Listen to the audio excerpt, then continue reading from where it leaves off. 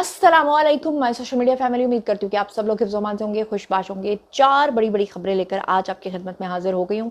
एक video social media पर बहुत ज़्यादा सर्कुलेट कर रहा है, जहाँ एक वीगो डाला जो है या एक डाला जो है सरकारी गाड़ी या इस तरह की कोई गाड़ी है, जो कि दो गाड़ियों को कुचलते हुए जो है वो मेन डिफेंस एरिया से निकल कर वहाँ से भाग जाती है। उसके बारे में सोशल मीडिया पर काफ़ी सेंसेशन फैलाई जा रही है। क्या असल खबर है आपके सामने रखूँगी। इसके अलावा आपको बताना है कि मरियम नवाज़ के हवाले से एक खबर बहुत ज़्यादा फैल रही है, जहां पर उन्होंने एक हॉस्पिटल के एमएस को मुअत्तल किया है और उनके बारे में बड़ा सख्त प्रोपेगेंडा हो रहा है। असल खबर क्या है, अंदर की खबर क्या है, वो आपके सामने रखूंगी। इसके अलावा अदलिया के एक बड़े मोअज़्ज़ज़ जज साहब हैं, जिन्होंने एस्टैब्लिशमेंट के ऊपर एक बहुत बड़ा इल्ज़ाम लगाया है और असल में उनकी अपनी बेटी उसमें इन्वॉल्व निकली है। वो क्या कहानी है वो भी आपके सामने रखूंगी। और इसके अलावा मोना सिलाही के हवाले से एक बड़ी ही ज़बरदस्त किस्म की खबर जो है वो हाथ लगी है, वो भी आज आपके साथ शेयर करूंगी। तो चलिए जनाब शुरू करते हैं पहली खबर से। अच्छा जी, सबसे पहले हम लोग बात कर लेते हैं जो कि इस वक्त सोशल मीडिया के ऊपर ये खबर बहुत ज़्यादा फैली हुई है, हर तरफ ये खबर वायरल हो रही है।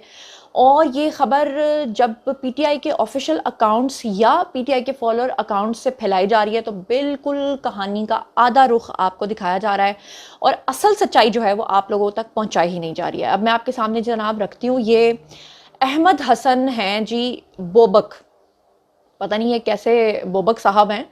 इन्होंने लिखा है कि मरियम नवाज की नाअहली, और नीचे लिखते हैं कि वज़ीर आला पंजाब मरियम नवाज ने डीएचक्यू टीचिंग हॉस्पिटल साहिवाल में एमएस डॉक्टर अख्तर महबूब और डॉक्टर्स को गिरफ्तार करवाने के लिए पुलिस को अस्पताल पे रेड करने का हुक्म दिया।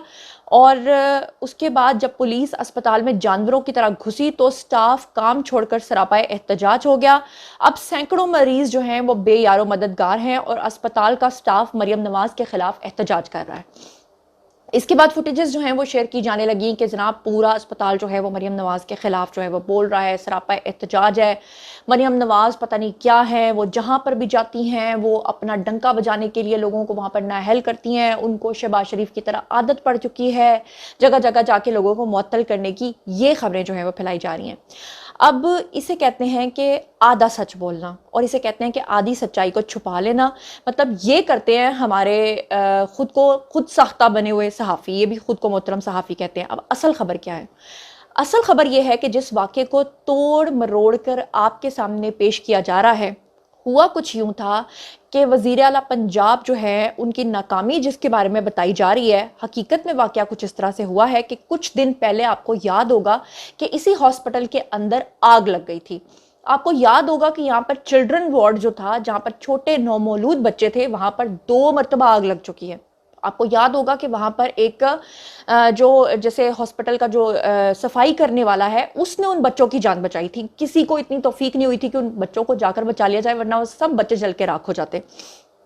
अब जनाब हुआ क्या था कि अस्पताल के अंदर जब आतिशज़दगी हुई थी तो उसकी वजह से 11 बच्चे उसके बावजूद भी झुलस कर मर गए थे, दम तोड़ गए थे, जिसके ऊपर वज़ीर आला पंजाब मरियम नवाज जो हैं उन्होंने नोटिस लिया था और नोटिस लेते हुए उन्होंने उस अस्पताल का दौरा किया था और जांच पड़ताल करने के बाद ये बात उनके सामने आई थी कि इसमें इंतज़ामिया की गफलत जो है वो शामिल है। और इंतज़ामिया की गफलत की वजह से मरियम नवाज ने जनाब क्या किया था कि इंतज़ामिया के खिलाफ सख्त कार्रवाई की थी और वहाँ पर कुछ लोगों को मुअत्तल करवाया था, जिसके बाद वहाँ पर इस तरह की चीज़ें जो हैं वह शुरू हुई थी। तो अगर मरियम नवाज ने आतिशज़दगी पे गफलत की वजह से वहाँ के अमले में किसी को मुअत्तल किया है तो मेरा आपसे सवाल ये है कि क्या उनको ऐसा करना चाहिए था या नहीं करना चाहिए था। मेरा आपसे सवाल है कि क्या उन्होंने सही किया या उन्होंने गलत किया, या कि जो अब सोशल मीडिया पे आपके सामने ये खबरें फैला रहे हैं वो सही फैला रहे हैं या गलत फैला रहे हैं। इसके हवाले से पीएमएलएन का जो डिजिटल अकाउंट है उन्होंने भी अपना रद्द-ए-अमल जाहिर किया है और उन्होंने पूरी खबर को क्या लिखा है और किस तरह से बताया है वो भी मैं आपके सामने रख देती हूँ। अभी इससे पहले जो मैंने आपको रिपोर्ट किया है वो मैंने अपने सोर्सेज के अकॉर्डिंगली आपको रिपोर्ट किया है। अब जरा सुनिएगा कि साहिवाल टीचिंग हॉस्पिटल में पीएमएलएन डिजिटल के अकॉर्डिंगली उन्होंने कहा है कि अस्पताल में 13 बच्चों के, यानी मैं 11 बच्चे बता रही हूँ, वो 13 बच्चे बता रहे हैं कि 13 बच्चों के जाँ बहक होने का सानेहा। मरियम नवाज गमज़दा खानदानों का दुख बांटने के लिए वहां पर गई, खुद माजरत की यानी उनके पेरेंट्स से।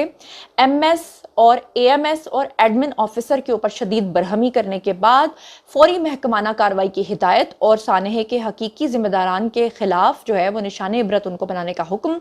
वज़ीर आला मरियम नवाज शरीफ का मुतासरा खानदानों से दिली हमदर्दी का इजहार, ताज़ियत भी की। मरियम नवाज ने वालिदैन से बारी बारी सानहे की तफसीलात दरियाफ्त की।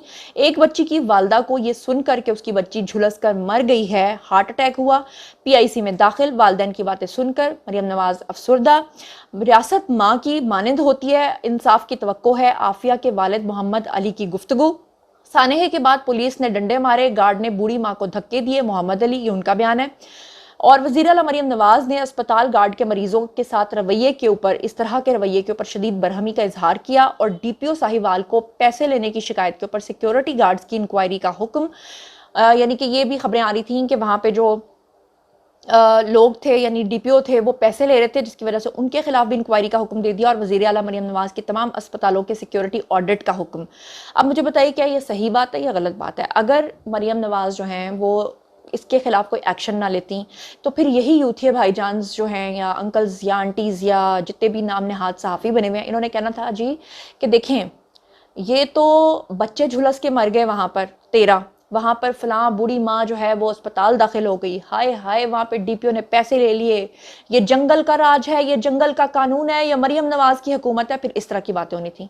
अब जब उन्होंने एक्शन लिया है, उन लोगों को मुअत्तल करवाया है, उनके खिलाफ कार्रवाई का हुक्म दिया है, तो अब कहा जा रहा है हाय हाय पूरा अस्पताल मरियम नवाज के खिलाफ हो गया, हाय हाय उनके खिलाफ जो है वो नारेबाजी शुरू हो गई, हाय हाय मरियम नवाज जहाँ जाती हैं लोगों को मुअत्तल करवाती हैं। यानी वो आपने सुना होगा कि दुनिया दो धारी तलवार है। PTI के जो सोशल मीडिया अकाउंट्स है ना, वो हर तरफ की तलवार है, यानी कि उन्होंने हर हाल में प्रोपेगेंडा जो है वो करना है जनरेट।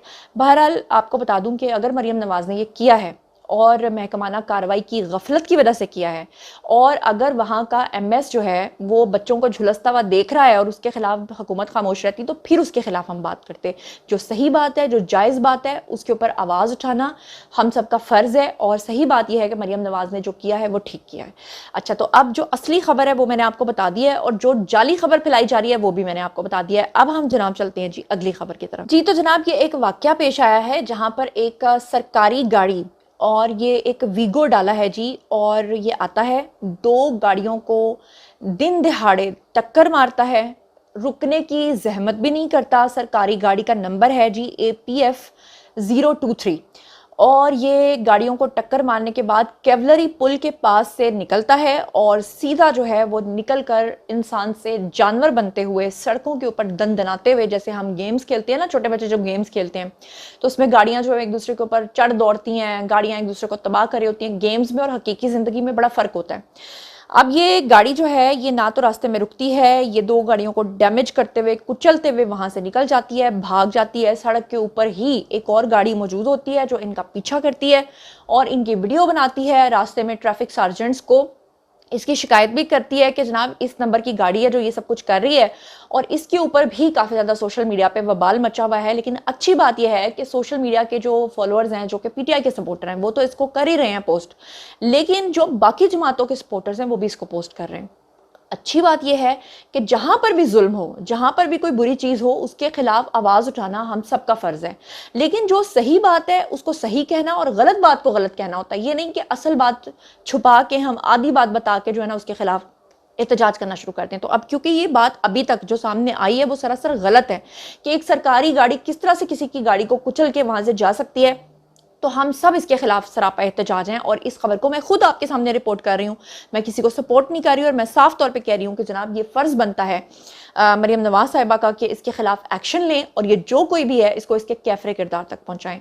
तो बहरहाल चलते हैं जी इससे अगली खबर की तरफ। अगली खबर जो है वो बड़ी इंपॉर्टेंट है, बड़ी सुनने वाली है जी। मुलाहिज़ा फरमाइएगा कि मोनस इलाही के खिलाफ घेरा जो है वो मज़ीद तंग कर दिया गया है।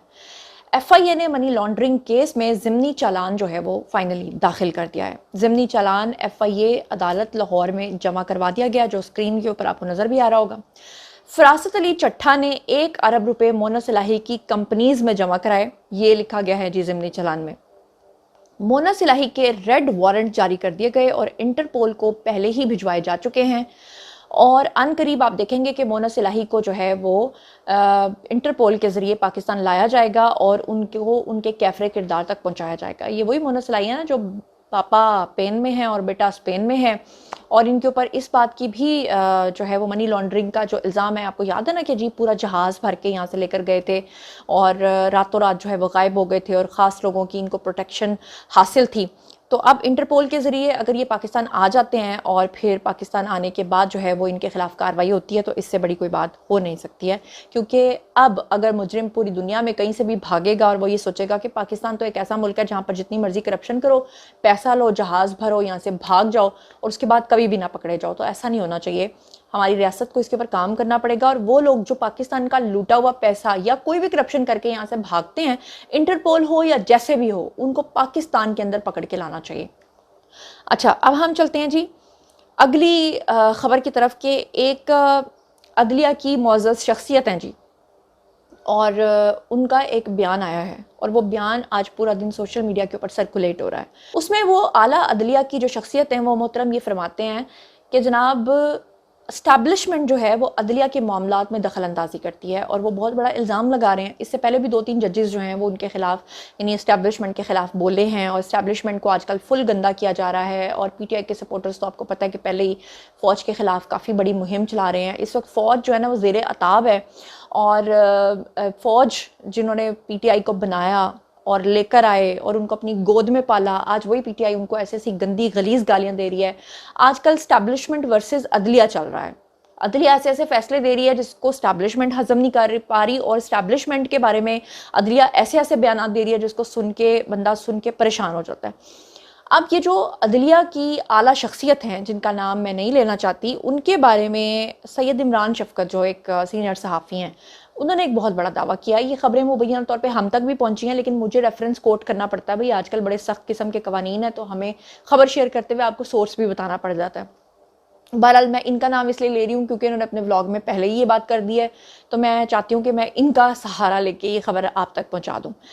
तो अब सैयद इमरान शफकत जो हैं वो कहते हैं कि ये जो आला अदलिया की शख्सियत हैं, उनके मुताबिक कि उनकी बेटी 2 और जजों की बेटियों के साथ गाड़ी में जा रही थी और रास्ते में टक्कर हुई और फिर उन्होंने एक्सीडेंट किया, पता नहीं कितनों को मारा, उनके खिलाफ मुकदमा बना, फिर पता नहीं कैसे उनको प्रोटेक्शन मिल गई उन लड़कियों को।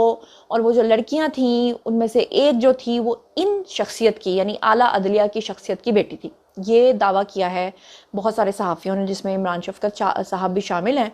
और उनका कहना यह है कि वो केस जो था उसको बंद करवाने की कोशिश की गई और वो केस अब दोबारा खुल चुका है, और दोबारा केस के खुलने की वजह से जज साहब जो हैं वो इतने गुस्से में हैं कि मेरी बेटी के खिलाफ जज साहब जो हैं वो इस बात पे बरहमी का इजहार करें कि क्यों केस खोला है, इसलिए वो एस्टैब्लिशमेंट के खिलाफ बोल रहे हैं। क्या कहा है उन्होंने, ज़रा सुनिए। अलादिया में जो कुछ हो रहा है मैं आपको उसका थोड़ा सा एक झलक दिखाना चाहता हूँ। ये वाकया पिंडी इस्लामाबाद का है, बल्कि इस्लामाबाद का है। एक गाड़ी उसमें 3 जज साहिबान, एक बच्ची की उम्र बड़ी छोटी, पंजाब की आला शख्सियात, आला अदालती शख्सियात की बेटियां, वो सरकारी गाड़ी से मुराद ये है कि जो हाई कोर्ट के जो इंतजामी अफसरान हैं, अदालत मैं नाम से थोड़ा सा वाइड इसलिए कर रहा हूँ कि मैं थोड़ा सा वेट कर रहा हूँ डॉक्यूमेंट्स का। मुझे ये 2 से 3 जगहों से ये वाली खबर जो है इसकी तस्दीक हुई है, इसलिए मैं आपके साथ शेयर कर रहा हूँ। डॉक्यूमेंट्स आगे तो मैं पूरे नाम भी शेयर करूंगा आपके साथ। तो ये बात है 2020-21 के करीब की, 20-21 के लगभग की। तो एक पंजाब की आला अदालती शख्सियत की साहबजादी और उनके साथ उनकी 2 दोस्तें, जो बजाते खुद भी अदालती शख्सियात की साहबजादियां थी। बच्चियां सबकी साझी होती हैं, लेकिन क्राइम होता है। तो रात गए ये सरकारी गाड़ी जो पंजाब की आला अदालती शख्सियात को सरकारी प्रोटोकॉल के लिए दी जाती हैं, उस गाड़ी में ये सवार थी, गाड़ी चला रही थी। जाहिर है कि लाइसेंस नहीं होगा। तो जो है ना पिंडी इस्लामाबाद का संगम जो फैजाबाद है, वहां पर एक एक्सीडेंट होता है इस बच्ची से, जिसका नाम मुझे मालूम है लेकिन मैं अभी जानबूझ के आपको नहीं बता रहा। तो उस बच्ची से वो गाड़ी ड्राइव कर रही है, उससे एक्सीडेंट होता है, और इस बच्ची के जो वालिद है वो आज भी एक अहम अदालती ओहदे पर जो है वो विराजमान है। तो इनमें से एक बच्ची के वालिद साहब इंतकाल कर गए हैं और एक बच्ची के वालिद साहब रिटायर हो चुके हैं। तो वो जनाब सड़क के ऊपर वो 2 सिवर फूड वाले ना, सिवर फूड, अगर आप इस्लामाबाद में गए हो, अब तो खैर लाहौर में भी है सिवर वालों के, वो पुलाव बड़ा मशहूर है उनका। तो वहां पर फैसलाबाद से ताल्लुक रखने वाले 2 नौजवान जो थे वो उस गाड़ी की जद में आए, वो जो बच्ची गाड़ी चला रही थी, और वो जान से गए। अब जो एक सरकारी अफसर थे पुलिस वाले, उनको रात उठाया गया, उन्होंने कहा कि ये कम पै गया। अब वो उन्होंने पूरा सब कुछ मैनेज किया। अब मैनेज करने के बाद मैनेज क्या किया कि जी की गाड़ी तब्दील कर दी, गाड़ी जो ग्रीन नंबर प्लेट की हुई थी वो तब्दील कर दी, और वो जो मतलब दूसरी गाड़ी जो डाली उस पर कोई एक बंदा था, कोई कैदी शदी था कि पता नहीं क्या था, मतलब वो मैनेज किया गया कि इस्लामाबाद का एक बहुत बड़ा बदमाश है, उसका कोई बंदा जमीन माफिया वाला बदमाश है, उसका एक बंदा अरेंज किया गया जो जिसने ये जिम्मेदारी कबूल की।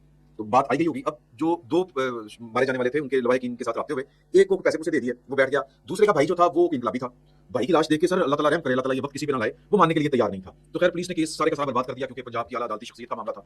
अब ज़हन में रहे कि पंजाब की हद जो है वो फैजाबाद खत्म हो जाती है। ये केस इस्लामाबाद पुलिस का था। अब इस्लामाबाद पुलिस इसके पीछे लगी हुई थी, पिंडी का पुलिस ऑफिसर गालबन, उसने ये सारा कुछ मैनेज किया था। और वो जो पंजाब की आला अदालती शख्सियत जो अब अपने ओहदे पर मौजूद है, उसका बेटे, उनके साहबजादे, उनका बेटा वो फैसलाबाद गया उस मकतूल के घर जो मान नहीं रहा था, धमकियां दी, ये नहीं होती एलीट फोर्स की गाड़ियां, शपशपा पूरा माहौल, रंगबाजी पूरी। वो जाके उनके ऊपर चढ़ाई की और उनको कहा कि जी कि आप बैठ जाएं, नहीं तो हम ये कर देंगे, हम वो कर देंगे। खैर जो इस्लामाबाद पुलिस थी उसने स्टैंड नहीं रखा। इस्लामाबाद पुलिस का कुछ कहते हैं कि जी तफ्तीशी अफसर और एक साहब ने मुझे ये वाली बात बताई जो इस केस में वकील भी है, उसने कहा कि जी कि नहीं डीआईजी आए थे इन्वेस्टिगेशन के, और वो क्योंकि ये सीसीटीवी फुटेज जो थी इस्लामाबाद पुलिस के हाथ लगी थी, उसमें गाड़ी जो ड्राइव कर रही थी वो खातून थी और वो हिट जो हुआ नजर आ गया, एविडेंस थी।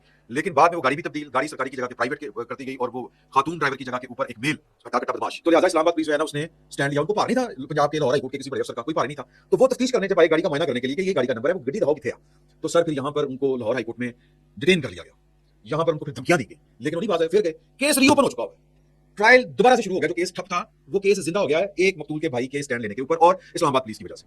अब उस केस का गुस्सा है कि क्या है आज जो कुछ पता नहीं। अब मैं वेट कर रहा हूं कि मेरे पास एफआईआर की नकल और दीगर मामला आ जाए तो मैं आपके साथ नाम भी शेयर करूंगा।